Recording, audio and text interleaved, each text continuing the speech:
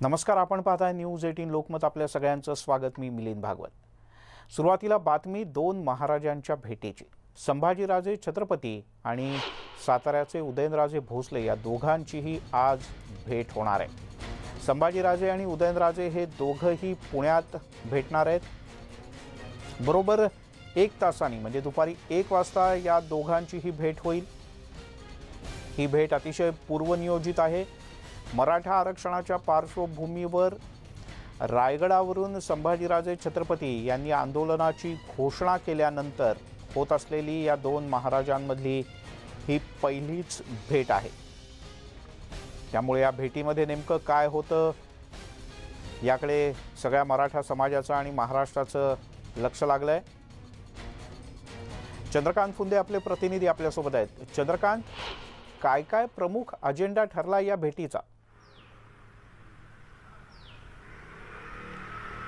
मिलिंद, साहजिकच ह्या भेटीचा अजेंडा हा मराठा आरक्षणाचा आंदोलनाचा आहे, हे उघड आहे. कारण आज सकाळी आपल्याला माहिती अजित पवार राज्याचे उपमुख्यमंत्री सकाळी कोल्हापुरात छत्रपती संभाजीराजांचे पिताश्री मालोजीराजे यांना भेटले, पण संभाजीराजे मात्र पुण्यात आहेत.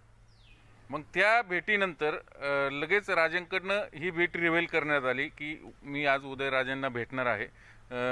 पुण्यातील औंध सोसायटीतील सिंध सोसायटी सगळ्यात मी एकदम ज्याला आपण म्हणू हायफाय सोसायटी आहे, इथं एका बंगल्यामध्ये ते भेटणार आहेत. याच सोसायटीमध्ये आता आपण आलेलो आहोत.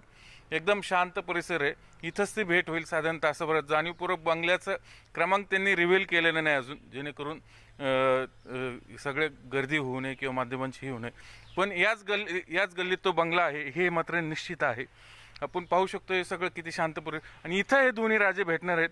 एका अर्थाने मराठा आरक्षणाच्या आंदोलनाच्या पार्श्वभूमीवर ही भेट तशा अर्थाने खूप महत्त्वपूर्ण नाही, तर पुढची नांदी म्हणता येईल. आंदोलन पुढं कसं जाईल आपल्याला माहिती आहे. दोन्ही राजे सध्या यांच्याकडे आहेत, म्हणजे भाजपकडे आहेत. एक भाजपचे रीतसर राज्यसभेतील खासदार आहेत, तर उदयनराजे हे, तर संभाजीराजे हे राष्ट्रपती नियुक्त खासदार आहेत. अर्थात ते भाजपच्याच कोठ्यातनं आहेत. त्यामुळं ज्यावेळेस सर्वोच्च न्यायालयाकडनं या आरक्षणाला, मराठा आरक्षणाला स्थगिती मिळाली, तेव्हापासून ह्या सगळ्या आरक्षणाच्या आंदोलनाचं नेतृत्व आरक्षणाच्या आंदोलनाचं नेतृत्व हे संभाजीराजांनी हाती घेतलेलं आहे. आपण पाहू शकतो हा जो सगळा बंगला आहे, हे सगळं इथंच ही सगळी ती भेट होईल. आणि मध्यंतरी अशाही बातम्या आल्या की संभाजीराजांच्या आंदोलनाला कुणाचाच पाठिंबा नाही. म्हणजे स्वतः भाजपचे प्रदेशाध्यक्ष चंद्रकांत पाटील यांनीच आक्षेप घेतला की हे संभाजीराजे केवळ महाविकास आघाडीच्या सांगण्यावरनं हे आंदोलन मागे घेत आहेत. पण संभाजीराजांनी स्पष्टपणे सांगितलं की मी आंदोलन मागे घेणार नाही. 16 तारखेला आंदोलन होईल. अर्थात ते मूक असेल, लोकप्रतिनिधी बोलावं.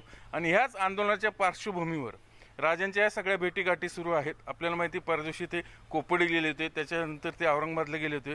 यापूर्वी ते मुख्यमंत्री आणि इतर नेत्यांनाही भेटलेले आहेत आपल्याला. आणि त्यानंतर आता थेट दोन राजांची भेट होते.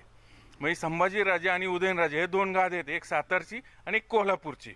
ह्या दोन गाद्यांना मराठा समाजामध्ये नाही तर पूर्ण महाराष्ट्रामध्ये एक वेगळा मान सन्मान आहे. आणि या दोन्ही गाद्यांचे हे वारसदार आज इथं भेटत आहेत. त्यामुळे या भेटीला निश्चितच खूप मोठं राजकीयच नाही तर सामाजिक सुद्धा महत्त्व आहे या आंदोलनाच्या दृष्टीनं. त्यामुळे या दोन, आणि यापूर्वी स्वतः उदयनराजेंनी सांगितले की संभाजीराजे नेतृत्व करत असतील, माझा त्यांना पाठिंबा आहे.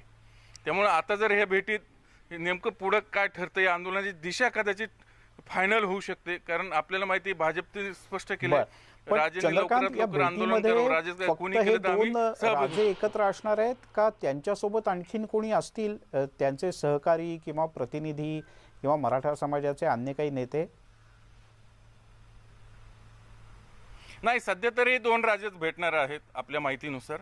कदाचित नंतर दोन्हीकडचे समर्थक नंतर भेटतीलही, पण सध्या तरी दोन राजेच भेटतील. त्यामुळे या बैठकीत, हे दोन राजांच्या बैठकीत नेमकं काय ठरतंय आणि हे आंदोलन पुढं कसं न्यायचं.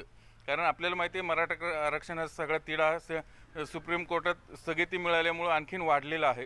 केंद्र सरकार म्हणतंय राज्याने कायदा करावा आणि राज्य सरकार म्हणतंय केंद्राने कायदा करावा.